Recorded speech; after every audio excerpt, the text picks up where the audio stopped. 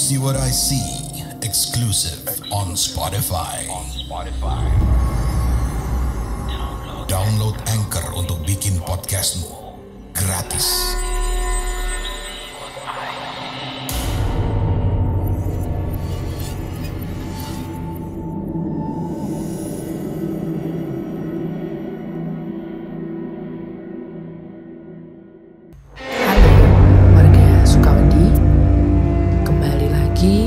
Bersama saya, Riu.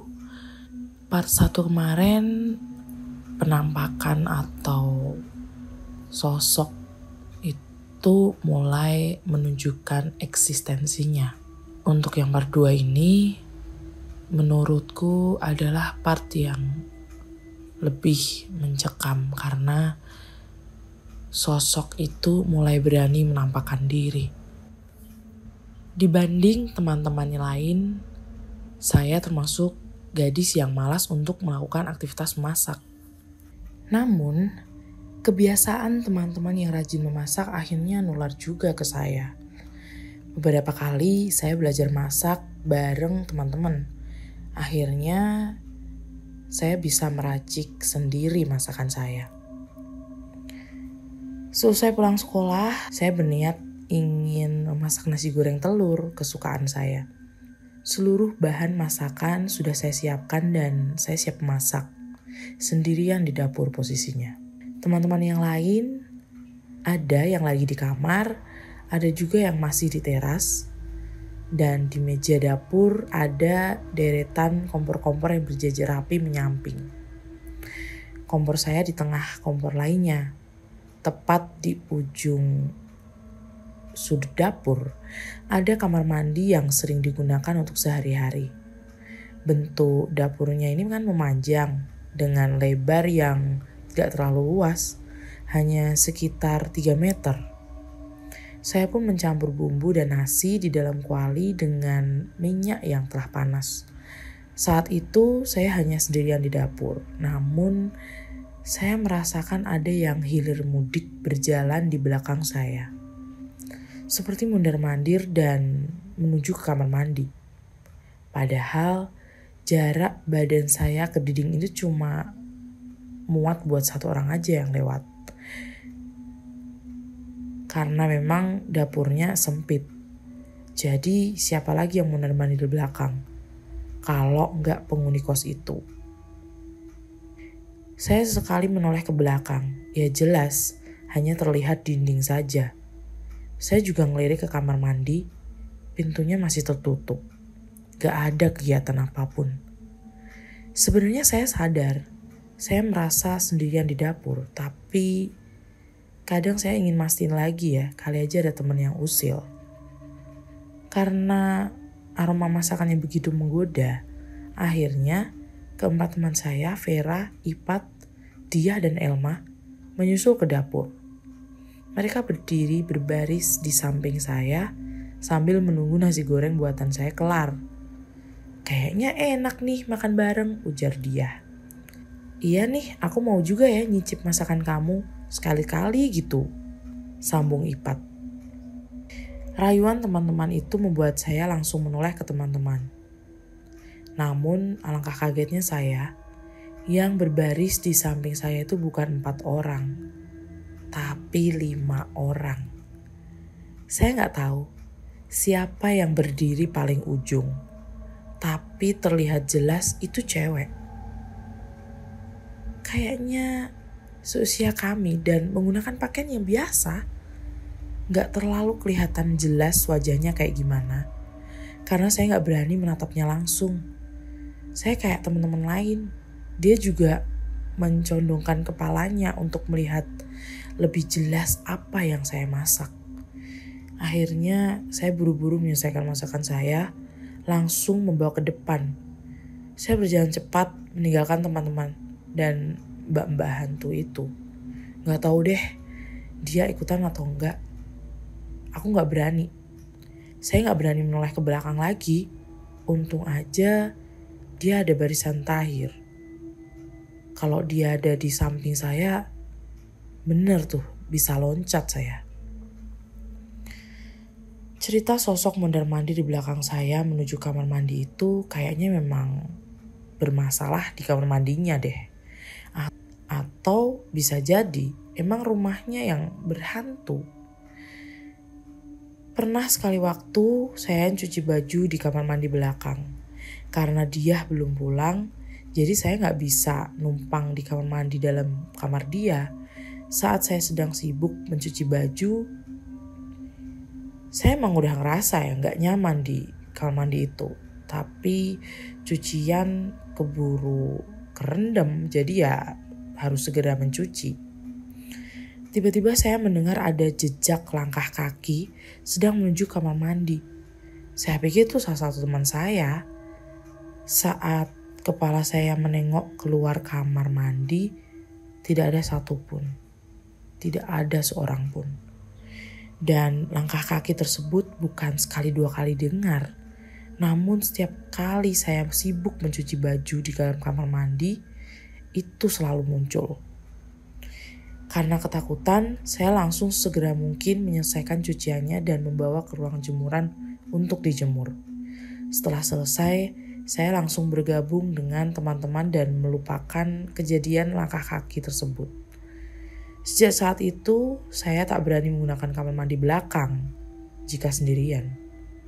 Lebih baik saya ke kamar mandi dia aja. Biarin deh ngantri lama. Kalau ke dapur juga, saya selalu minta ditemenin sama siapa aja. Gak berani lagi sendirian. Saya dan keempat teman saya memilih bersenda gurau di ruangan depan pada suatu malam. Tepatnya di depan kamar kos saya. Karena sudah lama nih gak main karet. Biasanya disebut yeye. Kami akhirnya main loncat karet.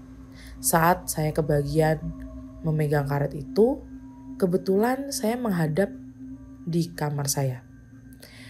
Saya melihat dengan jelas sosok Mbak Hantu terbang di depan kamar saya. Sosok hantu itu pakai baju putih, rambut panjang dan gak ada kaki. Bajunya putih terurai gitu aja dan gak nutup seluruh badannya. Mungkin sampai dengkul aja kali ya.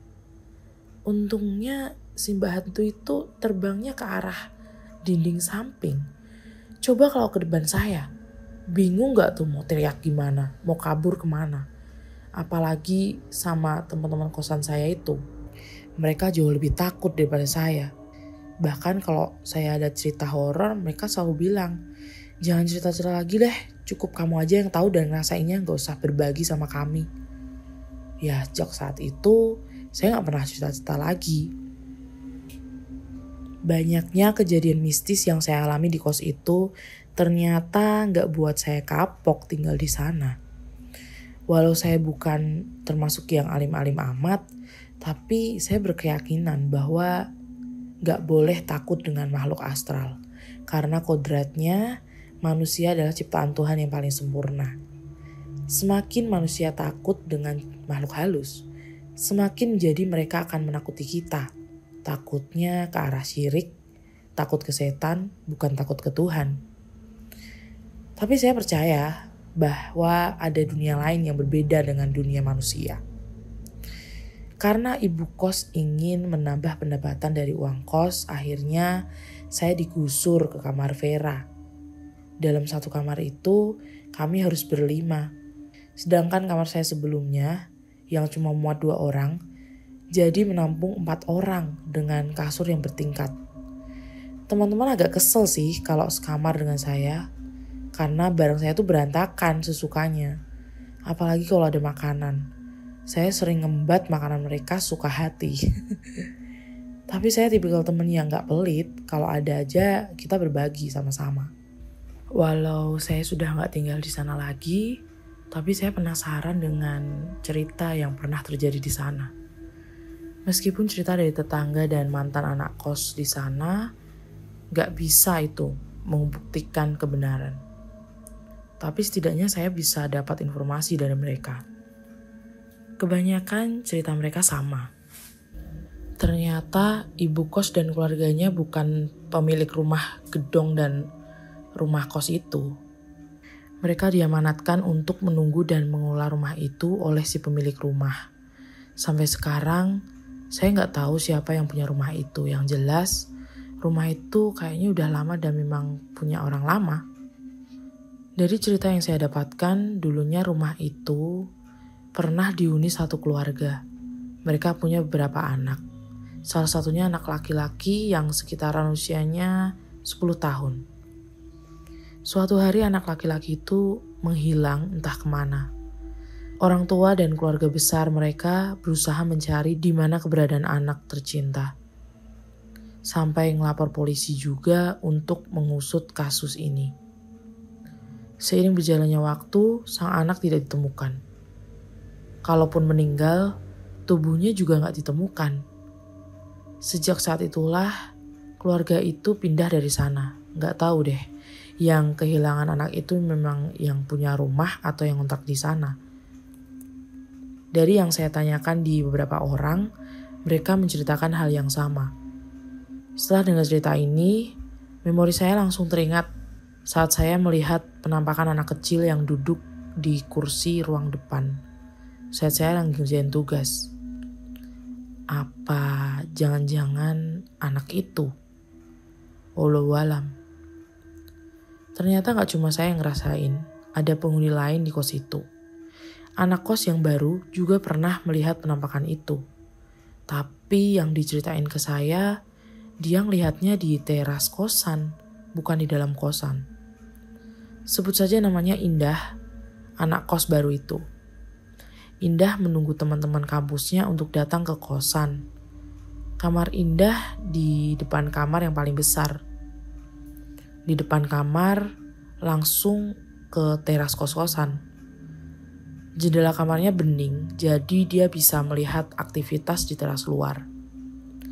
Siang itu dia melihat dari dalam kamar kos, kalau dua temannya bersama satu orang cewek lainnya yang dia tidak kenal sudah datang ke kos. Mereka menunggu di teras kosan, karena memang mereka berniat mau keluar rumah. Indah pun bergegas keluar kos dan langsung menghampiri temannya. "Ran, kemana temanmu satunya lagi?" tanya Indah ke kedua temannya. "Teman yang mana, Dah? Kan kita memang janjiannya berdua doang," ucap Rani.